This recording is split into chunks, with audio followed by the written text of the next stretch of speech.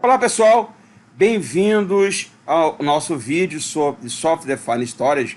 Eu vou estar inaugurando esse tema aqui para o canal do nosso amigo Thiago, onde nós vamos falar um pouquinho da infraestrutura utilizada para armazenamento de dados de Big Data para suportar as aplicações de Machine Learning, Inteligência Artificial, Hadoop. A gente entender um pouquinho sobre aonde posicionar o seu dado de maneira inteligente, que permita conversar com outros storages de forma agnóstica e movimentar esses dados para chegar numa fita, chegar numa nuvem, de uma maneira totalmente transparente aos seus utilizadores.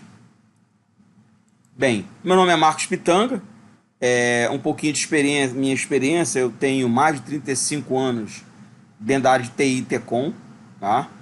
Onde crimpava cabo desde lá no mais baixo nível até desenvolver aplicativos para supercomputadores. Eu tenho passagem por empresas gigantescas como a Sun Microsystems, Oracle. A minha última companhia foi IBM, onde eu saí agora em janeiro, onde eu resolvi fazer carreira solo. Uma experiência vasta dentro de todas as áreas, desde a camada de infraestrutura até desenvolvimento de aplicações.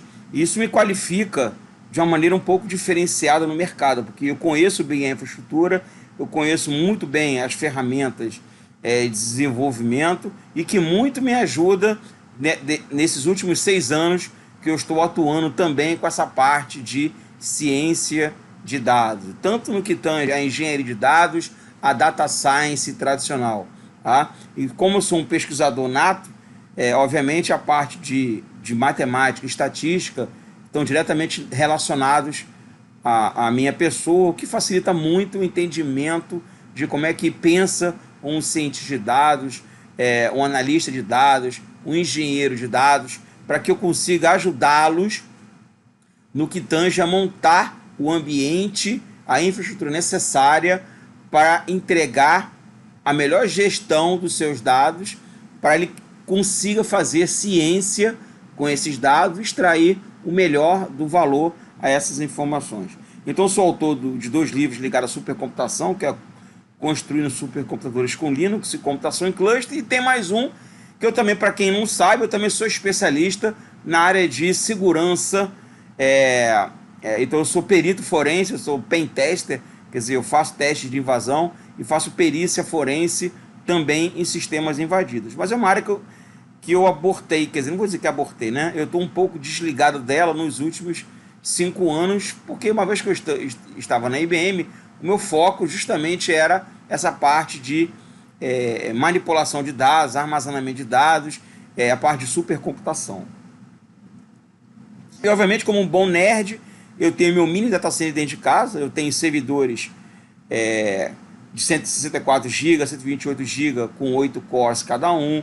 Eu tenho mais ou menos uns 5 laptops. Eu tenho aqui à direita do vídeo, né? Vocês podem ver aqui vários servidores com 8 GB, 16 GB de memória, onde eu mantenho clusters de Hadoop, clusters de TensorFlow, para poder acelerar com placas de vídeo, NVIDIA, aceleradores de vídeo, para trabalhar com TensorFlow, para trabalhar essa parte justamente de inteligência artificial, de acelerar esses modelos, e também o HPC tradicional. E aqui um pouquinho mais à direita, vocês vão observar que eu tenho muito mais do que isso daí, tá?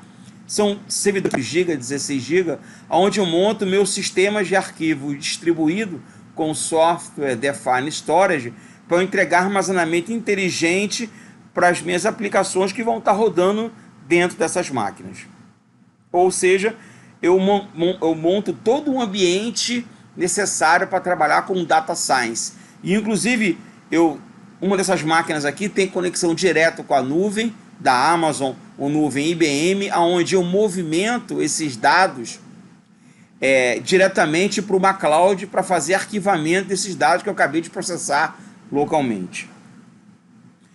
E aqui a gente começa, né? Como todo mundo já sabe, a nova revolução industrial, revolução orientada a dados, diversos novos tipos de aplicativos que precisam de uma forma diferente de entregar armazenamento, né? Mobile, cloud, social, Internet of the Things, inteligência artificial, Analytics, a máquina de aprendizagem, ou seja, tudo são novos softwares que precisam de formas diferentes de se entregar armazenamento inteligente para esse tipo de aplicação. Não se entrega mais armazenamento com a forma tradicional. Cada caso é um caso, cada modelo, cada forma, tipo de aplicação exige um armazenamento diferente desses dados. E aquilo que justamente o que eu acabei de falar, né?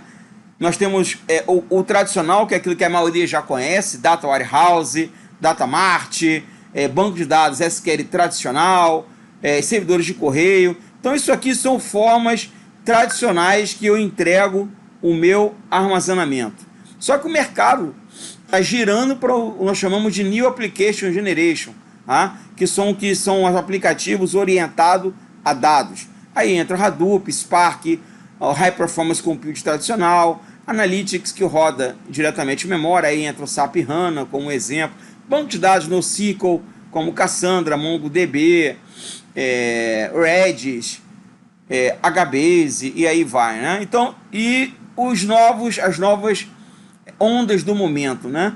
Ambiente de OpenStack, quando você cria um ambiente de cloud híbrida, ou pública ou privada, e a parte de containers, que é justamente você botar que as suas aplicações rodem num novo conceito que o mercado vinha adotando, de virtualização. Na verdade, a parte de Docker, ele é muito mais do que simplesmente uma virtualização, mas eu poderia dizer que é uma forma de virtualização, onde eu vou trabalhar com microserviços. E, obviamente, para suportar esse tipo de estruturas, eu tenho que entregar um armazenamento inteligente. Aí que entra o conceito de Data Lake e o conceito de Data Ocean. Então, vamos comentar mais lá na frente. Aí vem a pergunta, aonde realmente eu vou manter os meus dados? Aonde eu vou posicionar o meu dado? Volto a dizer, tudo depende da aplicação. Então, o pessoal de infraestrutura, eles têm que conhecer por livre e espontânea pressão a aplicação para determinar para qual tipo de storage eu tenho que entregar para que minha aplicação consiga armazenar e consumir esses dados. Então, no mundo Big Data, no mundo de ciência de dados, muitos são os tipos. E eu tenho que entender o algoritmo, eu tenho que entender a cabeça do cientista de dados para eu saber posicionar qual o armazenamento correto para que ele execute um modelo dentro da minha infraestrutura. E aí entra o conceito do Dr. Andrew Tannenbaum. Ele diz assim, aonde o dado está, pouco importa, eu quero o dado. Isso significa que eu não tenho que me preocupar em apontar um endereço de um servidor e da pasta específica que eu quero armazenar. Eu simplesmente vou entregar um /dados e a minha solução se encarrega de buscar aonde tiver o meu dado, seja ele em disco rápido, seja ele em disco mais lento, seja ele numa fita, máquinas com discos internos, que eu chamo de máquinas com disco na barriga, ou até na nuvem. Ou seja, eu sou agnóstico ao meu armazenamento. Eu te entrego para a minha aplicação /data. Aonde o dado tiver, a minha solução se encarrega de buscar aquele dado e entregar para a minha aplicação. Então o mercado fala muito sobre um lago de dados. E a IBM, ela usa um outro conceito, ela chama de Data Ocean, porque nós estamos acima de zettabyte. Então, na verdade, eu não estou nem mais falando sobre peta, né? Porque aí vamos relembrar. Byte, quilo, mega, giga, tera, peta, hexa, zeta, iota, bronto, byte e nós temos o grid byte. Quer dizer, são tamanhos absurdos. O tamanho de todos os dados no mundo está algo em torno de 30 zettabytes de informação. Então você precisa de alguém de forma inteligente seja capaz de gerenciar esse dado. Aí o Dr. Andrew Tannenbaum é um pesquisador justamente de sistemas distribuídos. E nós vamos falar um pouquinho sobre vários sistemas distribuídos inteligentes no decorrer dos nossos vídeos. Aí vem a pergunta, você tem certeza que de como eu vou colocar meu dado na nuvem? Então, a ideia da nuvem é uma coisa assim muito específica, né? Quando você vai testar, prototipar algum modelo e que você vai trabalhar em cima de uma quantidade específica de dados, talvez a nuvem seja o seu meio adequado. Você pode utilizar a nuvem para criar os seus servidores Hadoop ou os seus servidores que você vai rodar alguma aplicação, por exemplo, da H2O AI, que é um software super interessante, que nós vamos comentar mais na frente, ligado a Machine Learning. E aí você quer montar essa infraestrutura numa nuvem para você testar, validar. Poxa, beleza, a nuvem é o lugar ideal para você fazer isso. Só que, quando nós estamos falando de petabytes, exabyte e otabyte, você não vai colocar isso numa nuvem, gente. Porque você movimentar essa quantidade de dados para uma nuvem é uma coisa extremamente custosa. Então a ideia é que você monte uma infraestrutura local para suportar essa quantidade gigantesca de dados. E obviamente depois que você processa esses dados, você consegue extrair o valor dessas informações, então talvez seja interessante você fazer um arquivamento desses dados numa nuvem ou numa fita, que nós vamos ver mais lá na frente, o que torna uma relação custo-benefício bem interessante. Então eu digo que armazenamento de dados numa nuvem, eu digo que cada caso é um caso. E eu estou aqui para ajudá-los em qualquer consultoria da melhor forma de você criar essa infra utilizando nuvem, ambiente on-premise, que é local, ou ambiente off-premise numa nuvem, ou utilizar uma fita para você fazer esse tipo de arquivamento. E, obviamente, existem três tipos principais de armazenamento. O primeiro é que é bloco, onde o pessoal que trabalha com banco de dados tradicionais estão bem acostumados, que o seu banco de dados trabalha diretamente com o storage físico. Eu te entrego uma unidade lógica de armazenamento, nós chamamos de LUN, tá? Diretamente para a aplicação, e a aplicação grava naquele local. Não existe sistema operacional para controlar isso. A aplicação fala diretamente com o storage. O outro tipo de armazenamento é o sistema de arquivos, onde o sistema de arquivos é uma entidade gerenciada pelo sistema operacional, cuja função é armazenar o dado de forma inteligente para que você depois recupere esses dados no momento que você necessitar.